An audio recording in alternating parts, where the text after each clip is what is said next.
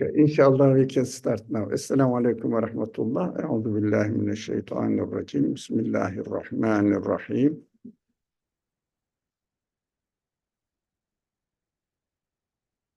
رب اشرح لي صدري ويسر لي أمري واحلل عقدة من لساني يفقه قولي واجعل لي وزيرا من أهلي هارون أخي اشدد به أزري وأشرك في أمري كي نسبحك كثيرا ونذكرك كثيرا إنك كنت بنا بصيرا وصل اللهم على محمد وعلى آله وأصحابه وأتباعه وسلم ربنا اغفر لنا وارحمنا وأنت خير الراحمين آمين والحمد لله رب العالمين. Last week we started studying the ayah verse from Furqan, 25th section of the Qur'an, and ayah number is 30. وقال الرسول يا ربي إن قوم اتخذوا هذا القرآن مهجورا. The translation says the messenger has cried or said, "Oh my Lord, my people indeed treat this Quran as something to be discarded." So we just generally talked about how can we discard the Quran.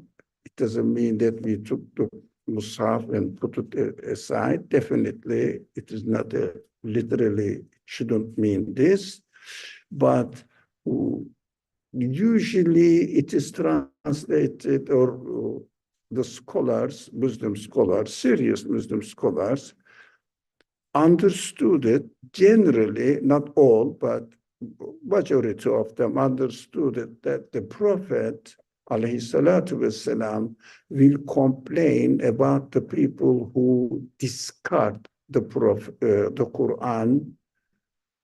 So they will say, he will say, Ya Rab, this is my ummah here, this is my people here, they have discarded the Quran. So we said, okay, what is the point here by mentioning this word in the Quran? In principle, what I aim at while we are studying the Quran together with you, taking for granted that majority of us don't know Arabic, or especially Quranic Arabic, even you were born in a family where they speak daily practical, they call it Ammiya Arabic. And it is also difficult for them to understand the message of the Quran, although they may know the literal, with some exceptions, literal meaning of it, but they may not know what it really means in the context of the Quran. My aim always is this, in studying Quran with you, like you guys. I know I'm not expecting you to spend your 20 years to study Arabic and the Quranic studies. So I understand it is quite normal that you don't know Arabic. That is how we are. That is the reality of our life, personal, social life. So what I say, rather than narrating the history of it, rather than referring it to the hereafter, after I die, the Prophet will complain about me. I would take it personally right now. When I read the Quran, how can I relate it to my practical life right now, as I am within my own living conditions?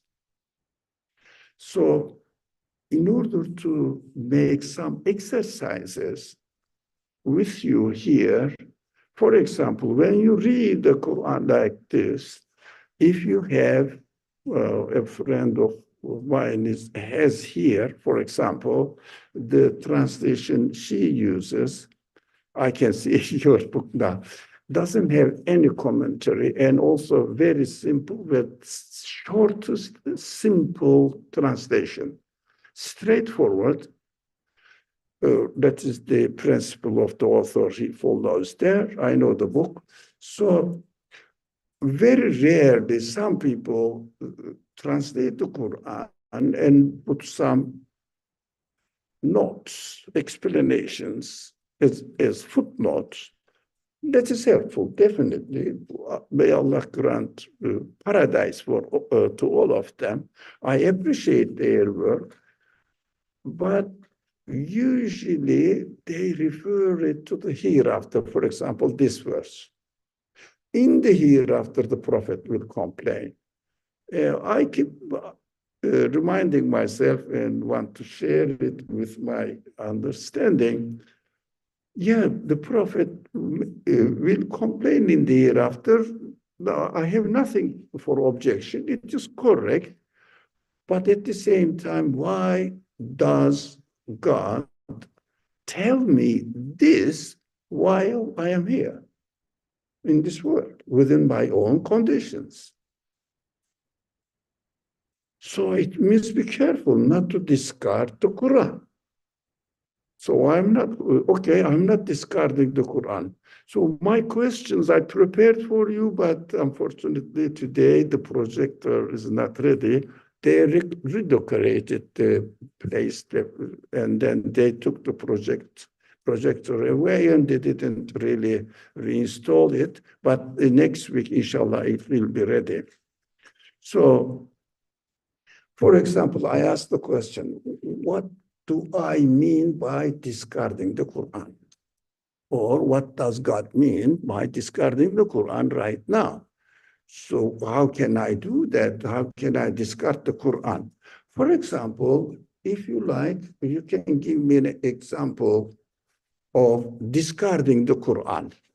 We are not that simple people. I know you are all intelligent, well-educated people. So I wouldn't expect you to say that taking the Mus'haf, the book is called Mus'haf. Unfortunately, it's called Qur'an. So show me the title. Looks, yeah. Then what does it say? Read it out loudly. So Qur'an. Qur'an is the speech. Musaf, the book you have, is not the Quran. It is what the speech form turned into written form. And this is paper written the Quranic speech. So Musaf, I wouldn't expect you so that you will throw the Musaf away, the book away, even it is translation, the book away. What definitely, it should mean something to you if someone says, don't discard this, throw away, or keep it away from yourself, the Quran. Give me some examples. For example, if you like, how can you discard the Quran? Any example? Yeah. Ignoring what it says, not paying any attention. Not paying any attention and not knowing what it says. But I say, I believe in the Quran. Don't you believe it? If I ask you, since you are here, I'm definitely sure that we are going to pray Salat Maghrib together, at least, not for Isha, and also Taraweeh followed. Definitely, you believe in the Quran. So I ask myself, and everybody may ask themselves, have we ever read the Quran from cover to cover? My challenging question is very serious. Unfortunately, that's our reality. How can you say, I believe in something which I don't know? Correct. Do you know what it says? I don't know, but I believe in it. So belief needs confirmation. Confirmation needs awareness. You have to know. For example, if I say, I mean, this is a simple, very childish example. This phone is iPhone, model iPhone. But I don't know it is model iPhone. I don't know. But I believe it is model iPhone. What does it mean? So we have to have evidence. It doesn't mean that we have to separate two different things. Denial is different from belief. Now, denial must be based on your knowledge. You know what it says, and you say, no, I don't believe. That is denial. We usually confuse not knowing with denying. For example, can you say those people who are walking in the street in Manhattan, they, if you ask them, do you believe in the Quran? They will say, well, no, I don't know. I'm a Christian, or they say I have no knowledge, or no, I don't follow any religion. They may say something. No, I have nothing to do with religion. But are they the deniers of the Quran? No. Are they the believers of the Quran? No, because they don't know. But the difference between me, I will take myself as an example, between me and them, they don't deny, I don't deny either. So are we the same? Shouldn't be. I say, I believe in the Quran. They say they don't believe in the Quran, but the knowledge of the Quran we share. He doesn't know what he says. I don't know what the Quran says. So something in common, but I have a positive attitude towards the Quran. Some other people, some people who say I'm not a Muslim, they say I am indifferent, because we cannot say I am denying, because they don't know what are they denying. So in order to deny something, we have to say it. We have to know something. So what I understand from this verse that we are studying here, the prophet is narrated that Allah is narrating that the prophet will say about this to you. And the prophet will witness against you in the hereafter if you don't know what I have brought to you. And even if you say, I believe in it, but you are not engaging with it, you don't know what it says.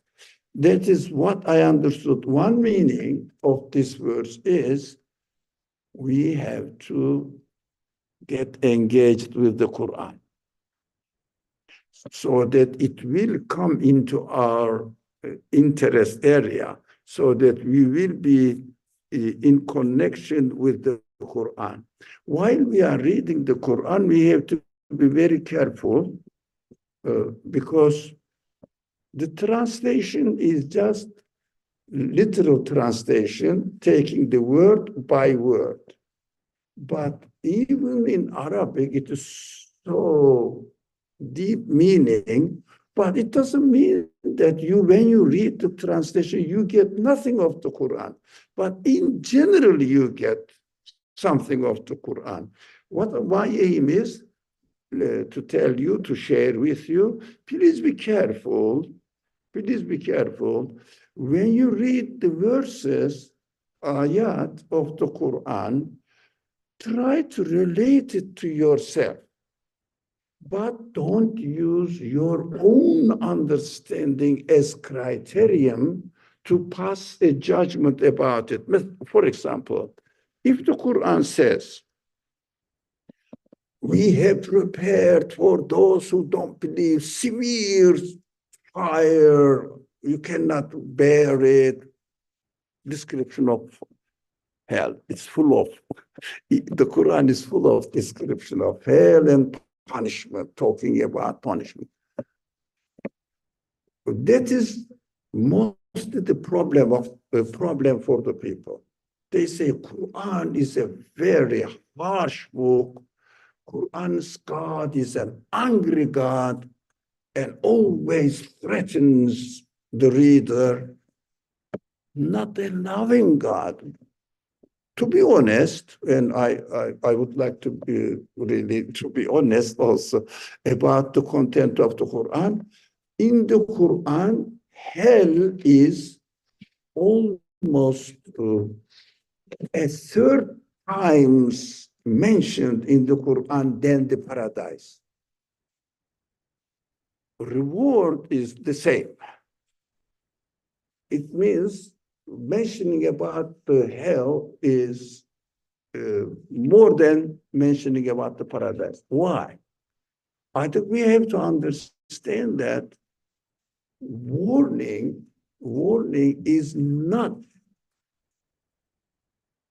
a threat, is not an angry voice. If someone warns you, what would you say? He is concerning me that I shouldn't make a mistake. It means Qur'an's, let's understand this subject first so that we will correlate this. Now, what is happening in the world materially, physically, is related to my body. Sun is there, is related to my body. Food and animals out there are all related to my body. I eat it. And my relationship with the earth is, it is gravity and I sit on it and it is revolving in the empty sky, not empty, but physically it seems to be. There is no emptiness in the universe, you know better than I do. So it is traveling there and carrying me and it's carrying my body. And plants, beautiful creatures, are if I see that I can eat them, it is related to my body. So there are two layers of communication between the universe, whatever happens in the universe, and my body.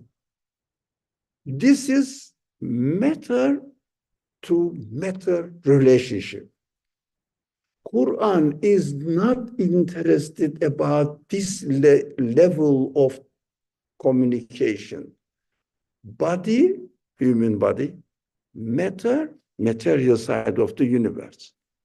Quran, although talks about a lot of examples from referring to the universe, the moon, the sun, and the animals, the plants, the clouds, stars, skies, full of examples referring to the universe. Now,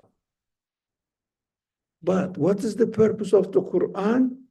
To train us in our relationship between my spiritual side to the spiritual side of the universe.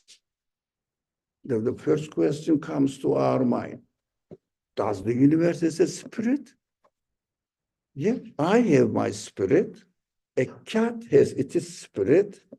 Let me give you another material example. A plant has its spirit. Universe has its spirit. Unfortunately, it is hijacked nowadays by the materialistically minded people, biased people. The spirit of the universe is called laws, nature. So laws of nature, they made it. It means the material side of it and the something in the existence of the things that cannot be described in terms of matter. It is called laws of nature. They call it. But if you ask the same person, how do you describe a human being? They will say, this is the body. And how about my feelings? Your brain is working and producing this kind of feelings. Reduce it, my body, also to material side. That is what we understand. Something is not really corresponding to my reality, what they say. So we have to be careful and expect from the Qur'an, which is the speech of the Creator. Creator guides me not in my material side. God guides me in my spiritual side, because material side I can learn. For example, an atheist person can study biology and learn how my body works as much as he can. So, an atheist physicist can study the matter and learn how it works. The same thing goes with the biologists. They can study the living beings and learn how their body works. Okay. Do they question how they came into existence? They question this, but what they say, happened in this way. There are lots of theories about it, invented theories. This is not our concern, but what we cannot know, what am I going to do with my feelings? How am I going to manage with my mind? How am I going to answer the consciousness, human consciousness asks me? In this matter, I cannot know. How am I going to communicate with the spiritual side of the universe? Which means the best and simple example, when I look at, let's say you are young people, you know that what it means. When you have a bunch of flower from a friend, best to have it from the opposite side, all right? And do you say, what am I going to do with it? It's not edible. What am I going to do with it? What do you mean? Do you think that I am a sheep, that I will eat it? Can ever any person react this kind of bunch of flower with this understanding? Possible? Is it? One person said, what am I going to do with this stuff? It is not edible. No, matter-to-matter relationship. What is going on there? It is obvious. Everybody understands that beauty symbolizes something which addresses to your spiritual side. What is beauty? I love it. I really love it. I know what it means, but I cannot describe it. The same thing. What is your sense of love? I know, I love, but I love something, I don't love something. I dislike something.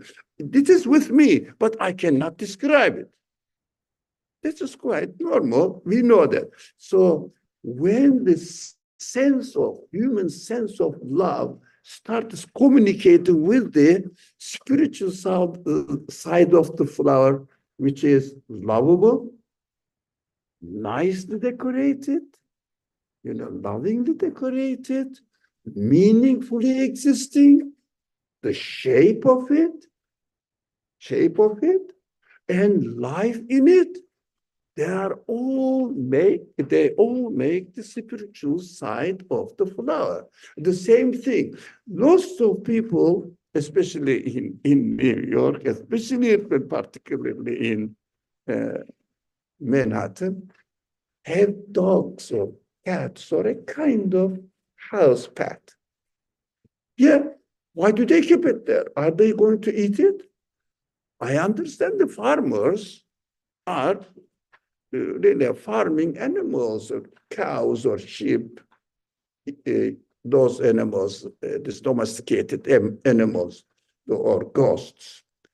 What are they Why are they feeding them? Because they are going to slaughter them and sell the meat, make some sort of profit out of it. But what are you going to do with the dog in your house? With the cat? Who doesn't like cat? I didn't know them.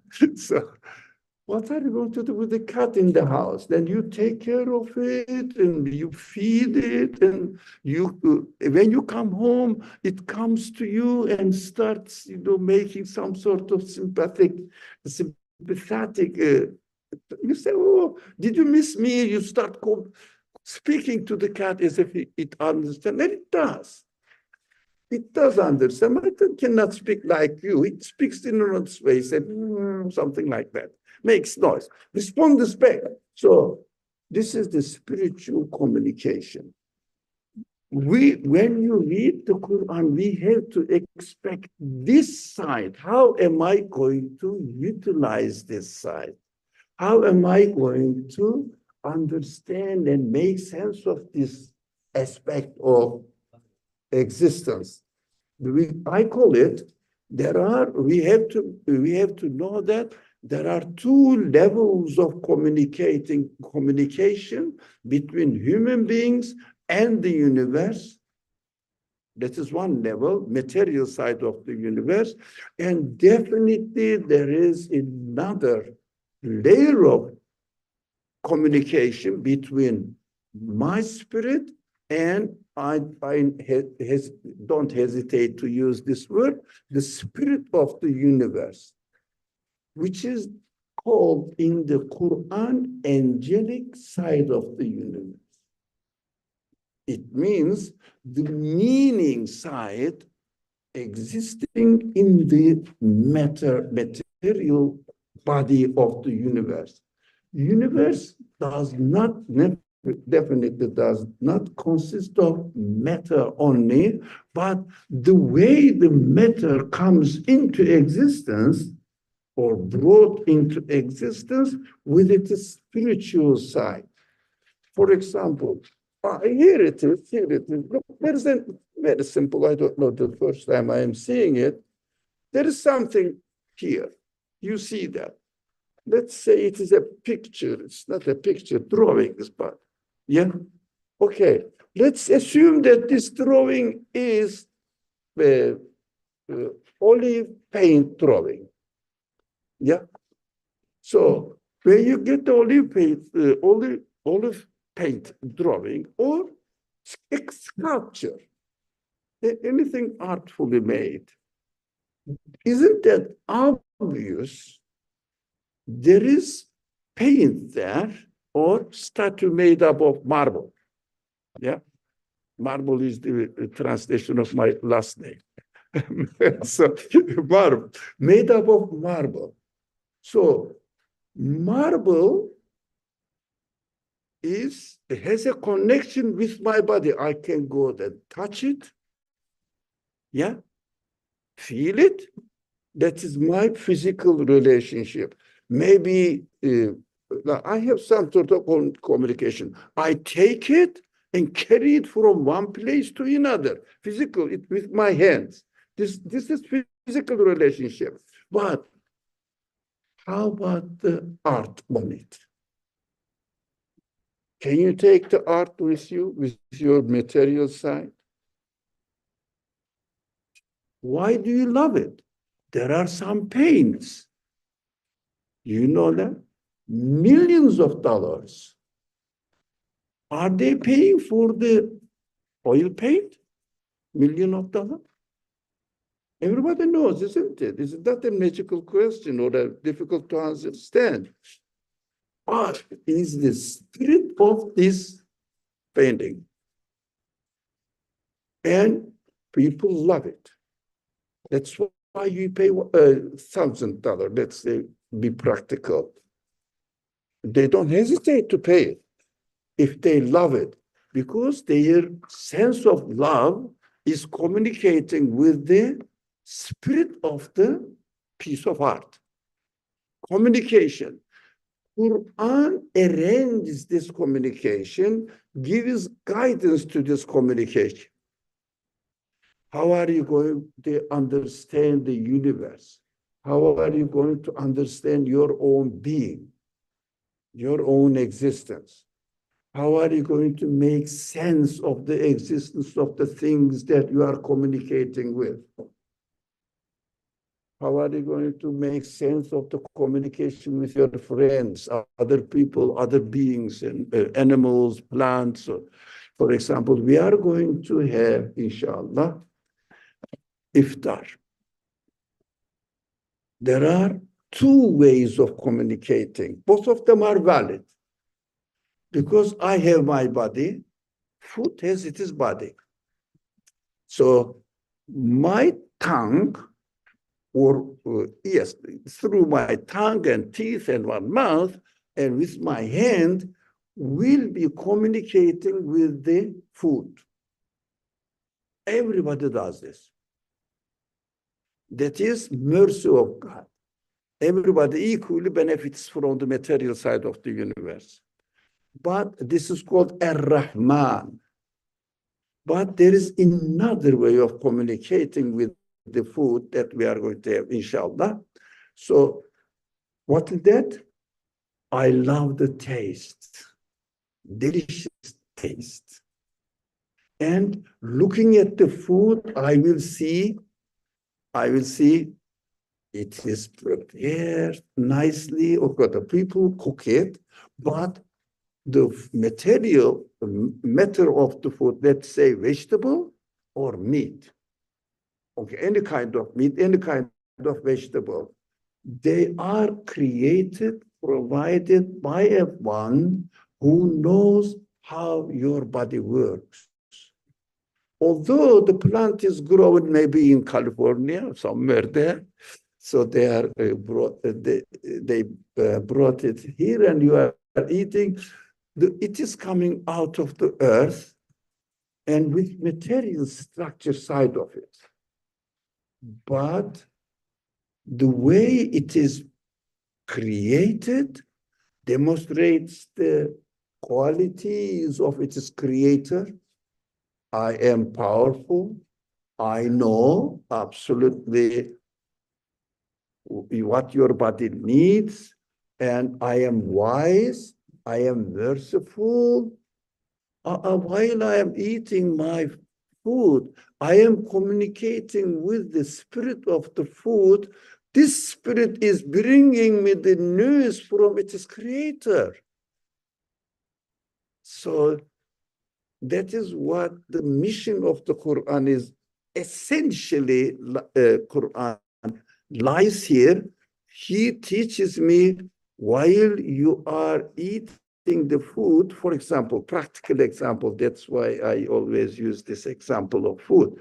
While we are eating the food, while my body is communicating with the body, material side of the food, I have to communicate with the material, with the spirit of the food through my spirit. Quran gives the guidance about it. Quran gives the news about it. All the sciences you are reading, that's what I read as well, don't worry, all of us are the same. You have been educated in these schools. Of course, they never mention about your spiritual side and the spiritual side of the universe. It's very interesting. What do we have to do? Definitely, we have to look for a source which will guide us how to communicate, how to establish the spirit, my spirit, with the spirit of the creation. So,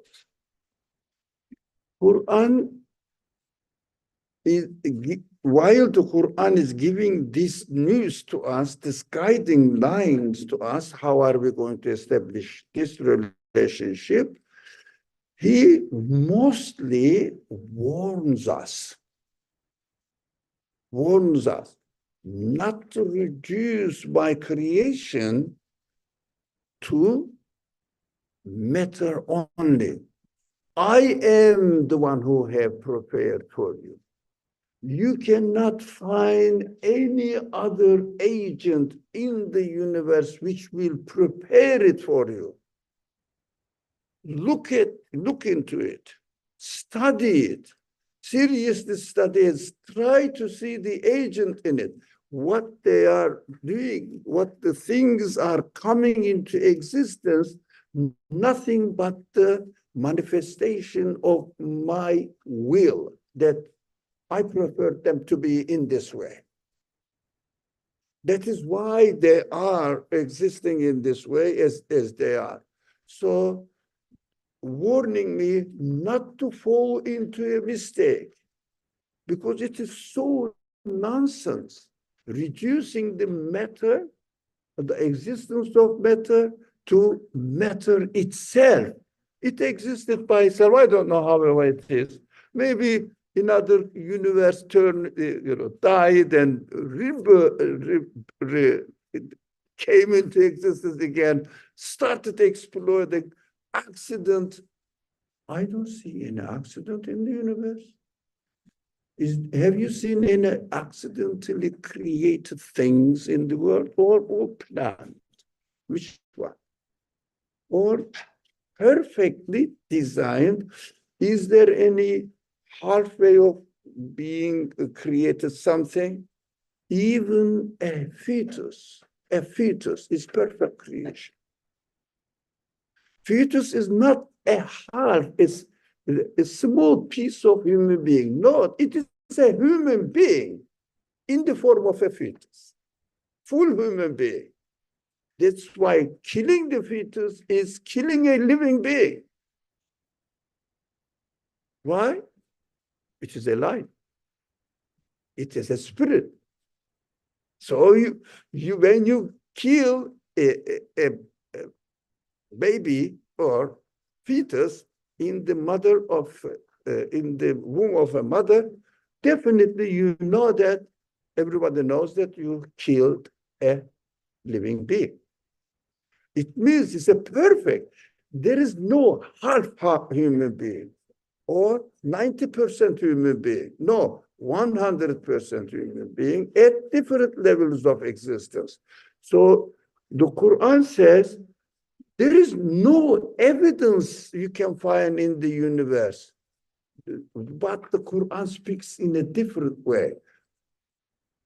We have not given any authority to Satan. What does it mean?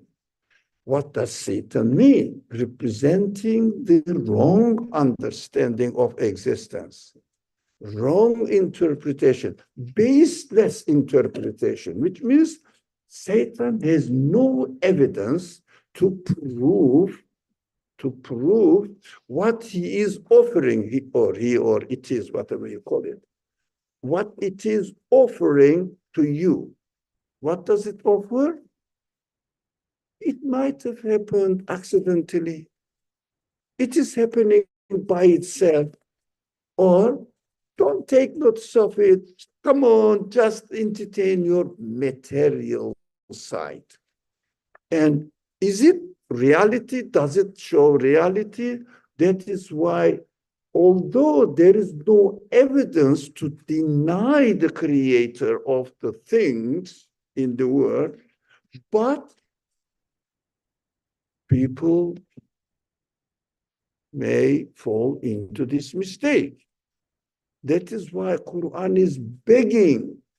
God is begging in the Quran, don't deprive yourself of my mercy by denying me, because you will not really save yourself from complete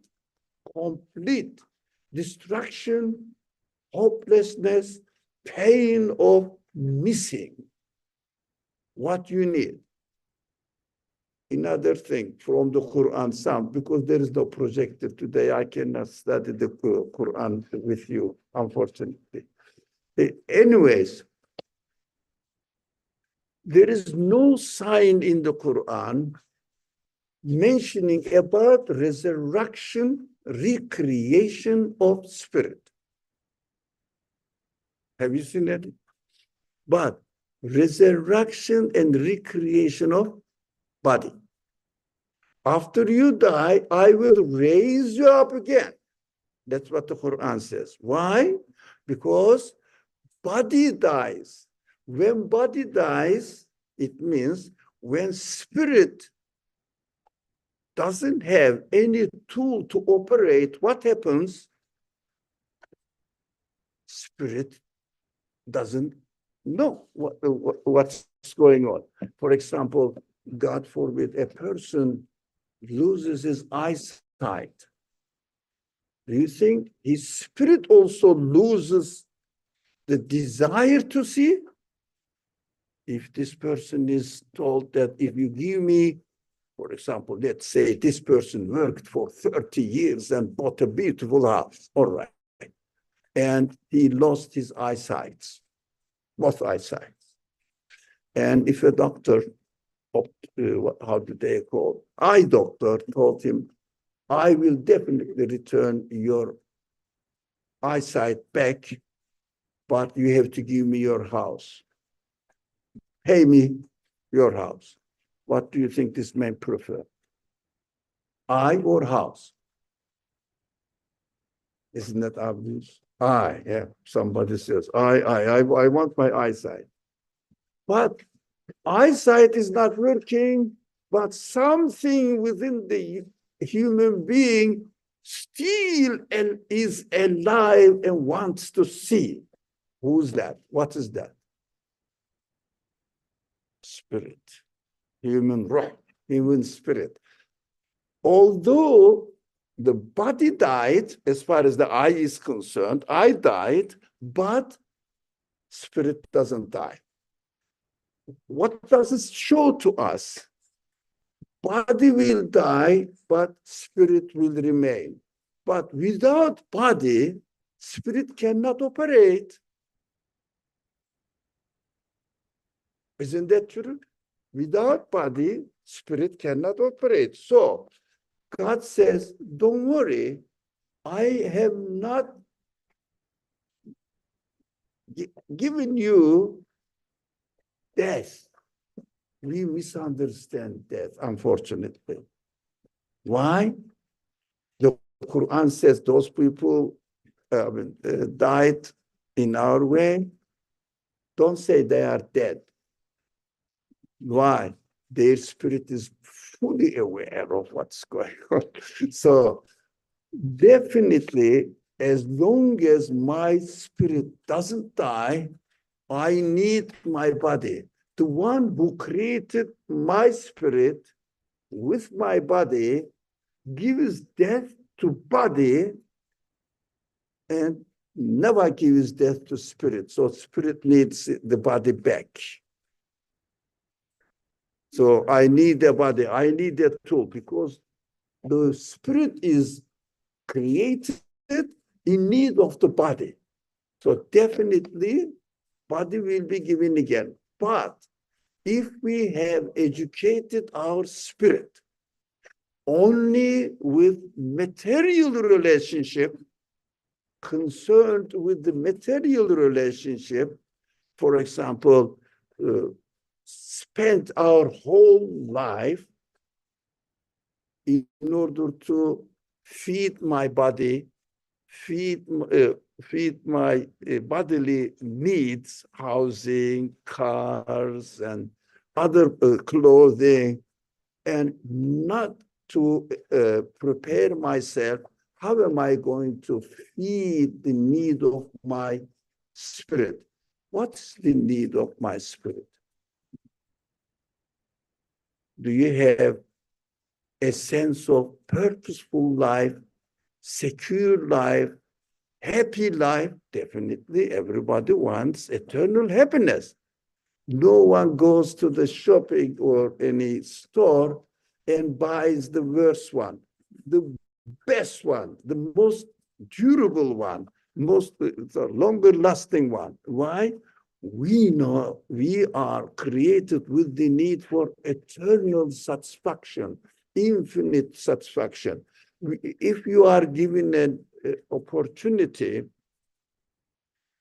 to live healthy, young, energetic for 200 years, would you like it? Would you get it? Free. Definitely everybody will get it. But after 200 years, if he says, I'm going to give you 200 years of life, but after you will disappear from existence, you start feeling disappointed. Why? Your spirit wants longer. How about 1,000 years? Still your spirit wants longer. After, spirit never is satisfied with complete annihilation or going into non-existence. Never. So it means that we are here to educate our spirit how I can satisfy the need of my eternal happiness of my spirit, need of the spirit which needs eternal happiness. How can I satisfy it? That's what Qur'an says. Never ever lose the right track so that you may reduce your being to material side of your body by communicating the material side of the universe, and you will have nothing in your spirit to get ready. How can I satisfy with it? Your spirit will be given, not your spirit, Hasha, may Allah forgive me. The denier's spirit will be given body because spirit has not been trained so that they will get whatever they want from the creator. They will get whatever they want from matter because they educated their spirit only in the relationship level between matter to matter. It means body to material side of the world. It means body and the food as to eat, to put in the stomach, not to think of its creation and see that how mercifully it is prepared. It is created for me, so that the one who created it for me responds to my need of the spirit. I am here. I am the one who created this. I don't know what they say, what they usually I don't know, whatever they are going to offer here. Let's say chicken. I am the one who created the chicken for you to introduce myself to you, that I created the chicken in such a way that nothing in the world can be the originator, the creator of this chicken. I did it. He introduces himself. If I don't introduce the creator of the chicken to my spirit will want chicken, but my body will not get it. Can you imagine? My spirit wants to see, wants to hear, wants to taste, wants to think, and my body doesn't function. That is what the Quran says. This is horrible pain for you. You will really not get any satisfaction whatsoever in the hereafter if you are not expecting the satisfactions that your spirit needs from me. If you say it is naturally happening, the Quran says, okay, I'm using my terminology, not the Quranic terminology, but it means this. If you say nature is providing for you, go and ask nature. He will provide what you need. What is nature? Matter. Matter is not cannot create anything. Matter itself needs to be created. So we have to understand that we are here to educate our spirit, and it is the Quran, only the speech of God. Now, in this age, Quran is teaching how to communicate the spiritual connection between my spirit and the spirit of the creation. And previously, the Bible did, previously, the Torah did, or Zabur, this is Psalms, did, Songs of Solomon and Songs of David did. So as far as we know, the available sources, that these are all the words or guidance of the Creator. That is why God never left human beings without the guidance. These are only simple, known examples. That's why Quran keeps talking about them. Otherwise, we